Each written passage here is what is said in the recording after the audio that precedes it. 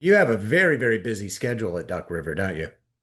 We do. We race 22 to 26 races a year. I think this year was about 26 races, if I'm not mistaken. But we do a lot of open practices for our guys instead of trying to see throughout the week and try to catch these guys that are just wanting a racetrack for afternoon. It just takes way too much time, and it's not really affordable that way either. So if we can open up the racetrack to everyone for a lot cheaper, then it works out, to where those guys can come practice, and and it don't cost them an arm and a leg to go rent a track. Um, and looking at your schedule, you've got some big events still coming up this year, don't you?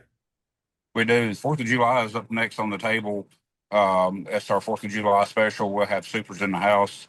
I was just discussing that with Angie earlier about what we're doing on that day. So those details will be coming out later this week for the 4th of July. Then the really big one will be Hunt the Front with the deep fry 75 that will follow up at the end of July.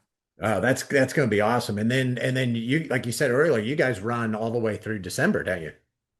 Yeah, we like the gobblers in November. Like Tennessee can be really funny about weather. So we can have a 75-degree day in November, or we can have a 25-degree day in November. So those races that are toward the end of the year between October, November, December, they're kind of a hit or miss if we can get them in. We've been very fortunate about being able to kind of either move to the next day where it was a lot better. We've been able to move around the weather and kind of be able to still get those races in there.